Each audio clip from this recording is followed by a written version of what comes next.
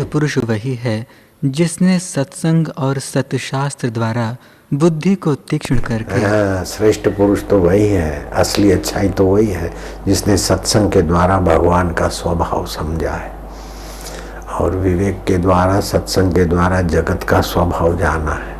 तो जगत का उपयोग करे और भगवान से प्रीति करे और भगवान के नाते भगवत जनों का मंगल चाहे, पुरुषार्थ करे, सदगुरु का सानिध्य और सदगुरु के देवी कार्य को खोज ले। ऐसा नहीं कि कोई कहे तब दिखावे के लिए सेवा करे, नहीं, कोई कहे चाहे न कहे दिखावे के लिए नहीं, ईश्वर की प्रसन्नता के लिए, मानवता के मंगल के लिए सेवा करेगा तो भगवान खुश हो जाते। ठीक है ना। जिसने सत्संग और सतशास्त्र द्वारा बुद्धि तीक्ष्ण नहीं की और पुरुषार्थ को त्याग बैठा है, वह पुरुष नीच से नीच गति को पावेगा। जिसने सत्संग के द्वारा शुद्ध पुरुषार्थ नहीं किया और जैसा मन में आया ऐसा करने लग गया, जैसा मन में आया ऐसा खाने लग गया, फिल्म देखने लग गया, बैत खेलने लग गया, वो करने लग गया, वो धीरे धीरे नीच गति को प्राप्त होता है। कितना रावण ऊंचा था, फिर भी जैसा मन में आया ऐसा करा तो गिर गया। और शबरी कितनी साधारण थी, गुरु की आज्ञा में शबरी तत्परता से रही, सच्चाई से रही, पवित्रता से रही तो कितनी महान हो गई। मीरा कितनी महान हो गई। हयाती काल में इतनी प्रसिद्धि नहीं होती है। शबरी बेलन जब थी तब थोड़ी इतनी प्रसिद्ध थी। साईं बाबा शिरडी वाले थे तब इतनी प्रसिद्धि थोड़ी थी जितनी अभी है। तब तो उनको कोई रोटी नहीं देता था बेचारे, जरा सा दिए के लिए घी मांगे तो घी कौन देवे, डांट देवे। उनका भी कुप्रचार खूब हुआ जब हयाती में थे। साईं बाबा को मोहम्मद साहब का भी खूब हुआ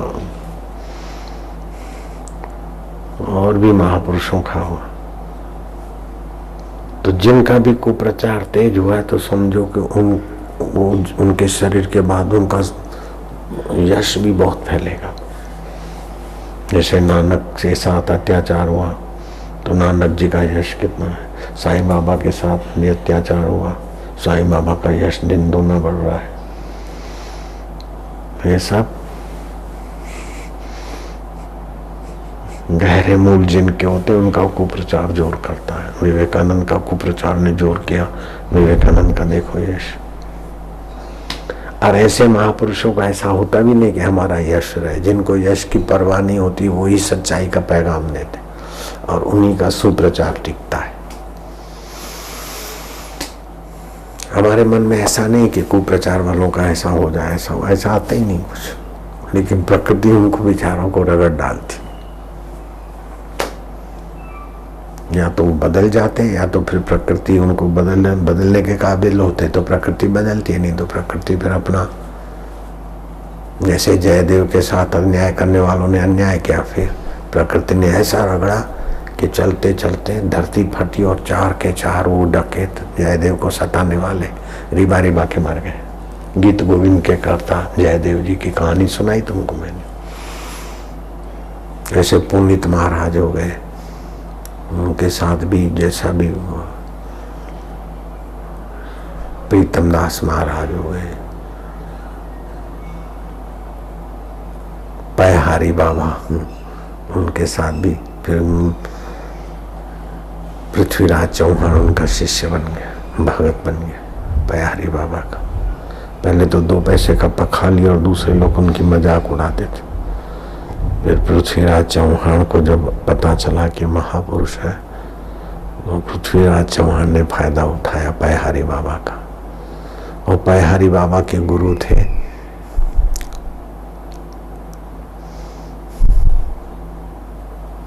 भक्तमाल के रचयिता नाभाजी महाराज। और नाभाजी महाराज का पूर्व जीवन क्या था? जन्मजात सूरदास बालक, पिता मर गए, मां जंगल में छोड़ दिया।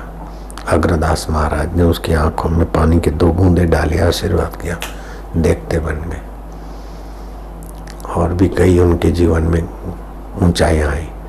फिर गुरु ने कहा बेटा तू भक्तों के चरित्रावली लिख, भक्तों की चरित्रावली लिख।